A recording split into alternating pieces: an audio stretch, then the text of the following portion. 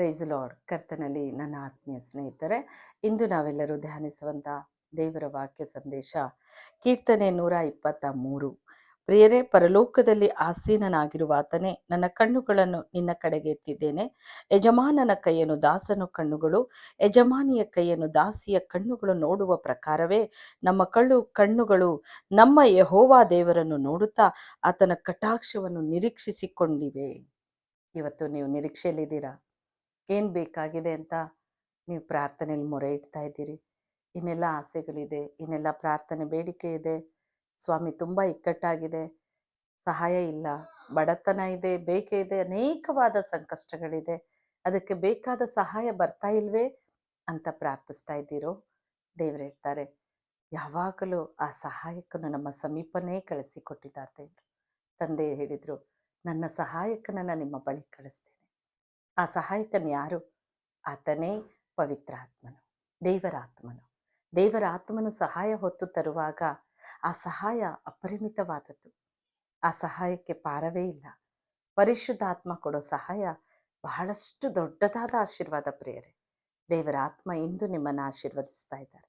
ಇಂದು ನಿಮ್ಮ ಬಳಿಗೆ ಒಂದು ಸಹಾಯವನ್ನು ಹೊತ್ತು ತರ್ತಾ ಇದ್ದಾರೆ. ಹೇಗೆ ನಿಮ್ಮ ಕಣ್ಗಳು ನೋಡ್ತಾ ಇರ್ಬೋದು? ಯಜಮಾನನನ್ನ ಒಂದು ದಾಸನು ದಾಸಿಯು ನೋಡುವ ಪ್ರಕಾರ, ಓ, ಈ ಯಜಮಾನನೇನಾದರೂ ನನಗೆ ಕೊಡಬಹುದಾ ಅಂತ ಒಂದು ಶ್ರೀಮಂತರ ಕೈಗಳನ್ನು ಒಂದು ಬಡವನು ನೋಡುವ ಪ್ರಕಾರ ಇವತ್ತು ತಂದೆ ಆದ ದೇವರನ್ನೇ ನಿರೀಕ್ಷಿಸಿ ನೀವು ಬೇಡ್ತಾ ಇರ್ಬೋದು. ಕರ್ತನೇ, ನನ್ನನ್ನು ಅಭಿವೃದ್ಧಿಪಡಿಸು.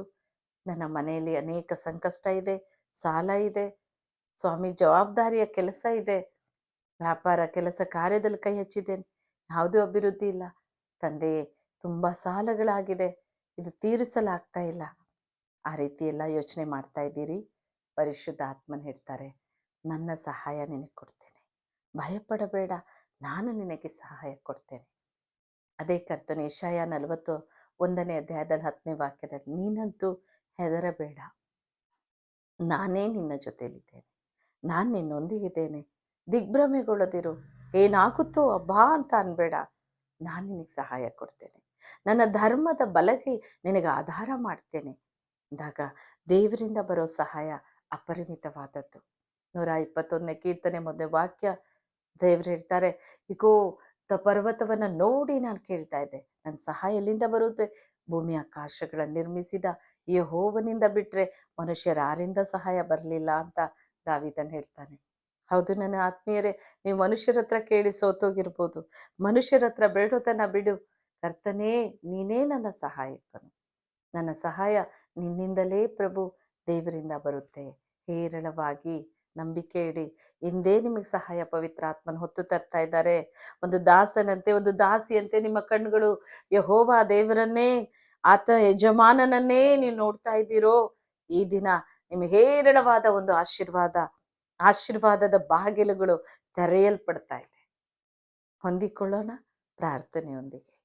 ಸ್ವಾಮಿ, ನನ್ನೊಂದಿಗೆ ಸೇರಿ ಯಾರ್ಯಾರು ಪ್ರಾರ್ಥಿಸ್ತಾ ಇದ್ದಾರೋ ಪ್ರಭು ಪವಿತ್ರ ಆತ್ಮನೇ, ಅವರಿಗೆ ಸಹಾಯ ಇಲ್ಲದೆ ಪರಿತಪಿಸ್ತಾ ಇದ್ದಾರಪ್ಪ, ಕಣ್ಣೀರಿನಲ್ಲಿ ವೇದನೆ ಪಡ್ತಾ ಇದ್ದಾರೆ. ಸ್ವಾಮಿ, ನಾವೇನು ಮಾಡೋದು, ದಾರಿ ಕಾಣ್ತಾ ಇಲ್ವೇ ಅಂತ ಇದ್ದಾರೆ ಪ್ರಭು. ಅಪ್ಪ, ಅವರಿಗೆ ಅನೇಕ ಸಾಲ ಸಂಕಷ್ಟಗಳ ಭಾರ ಇದೆ ಪ್ರಭು. ತಂದೆ, ಅದು ತೀರಿಸಕ್ಕಾಗದೆ ಚಿಂತಿತರಾಗಿರ್ಬೋದಪ್ಪ. ಮನೆ ಕಟ್ಟು ಕಾರ್ಯವು ನಿಂತು ಹೋಗಿರ್ಬೋದು ಸ್ವಾಮಿ. ಅವರಿಗೆ ಆಶ್ರಯ ಇಲ್ಲದೆ ಇರ್ಬೋದು ಪ್ರಭು. ಯಾವುದಕ್ಕಾಗಿ ಅವರು ಪ್ರಾರ್ಥಿಸ್ತಾ ಇದ್ದಾರೋ, ಯಾವ ನಿನ್ನ ಸಹಾಯಕ್ಕಾಗಿ ಬೇಡ್ತಾ ಇದ್ದಾರೋ ಪ್ರಭು, ಈಗಲೇ ಅವರ ಮೇಲೆ ನಿನ್ನ ಸಹಾಯ ಅನುಗ್ರಹಿಸು ಕರ್ತನೆ. ಪರಿಶುದ್ಧಾತ್ಮನೇ, ಸಹಾಯ ಮಾಡಪ್ಪ, ಭಯಪಡಬೇಡ, ನಾನು ನಿನಗೆ ಸಹಾಯ ಕೊಡುತ್ತೇನೆ ಎಂದ ದೇವರು, ನೀನೇ ಸಹಾಯ ಮಾಡುವಾತನು. ಪರಿಶುದ್ಧಾತ್ಮನೇ, ನನ್ನೊಂದಿಗೆ ಸೇರಿ ಪ್ರಾರ್ಥಿಸ್ತಾ ಇರೋ ಒಬ್ಬೊಬ್ಬರ ಮೇಲೂ ನಿನ್ನ ಹಸ್ತ ಇಡು ಕರ್ತನೆ. ಅವರಿಗೆ ಹೇರಳವಾದ ಸಹಾಯ ಬರಲಿ, ಅದು ನಿನ್ನಿಂದಲೇ ಕರ್ತನೆ. ಈಗಲೇ ಅದು ದಯಪಾಲಿಸ್ತಾ ಇದ್ದೀರಾ. ಸ್ತೋತ್ರಮಯ್ಯ, ಸ್ತೋತ್ರ ಪವಿತ್ರ ಆತ್ಮನೆ, ವಂದನೆ ಕರ್ತನೆ. ಈ ಮಹಿಮೆ ನಿನಗಾಗಲಿ ಅಪ್ಪ. ತಂದೆಯೇ, ಎಲ್ಲರ ನಿನ್ನ ಆಶೀರ್ವಾದ ಮಾಡಿ ಇಂದು ಹೇರಳ ಸಹಾಯ ಅವರಿಗೆ ಹೊತ್ತು ಕೊಟ್ಟಿದ್ದೀಯ, ಅದಕ್ಕಾಗಿ ವಂದನೆ. ಯೇಸುವಿನ ನಾಮದಲ್ಲಿ ಆಮೀನ್.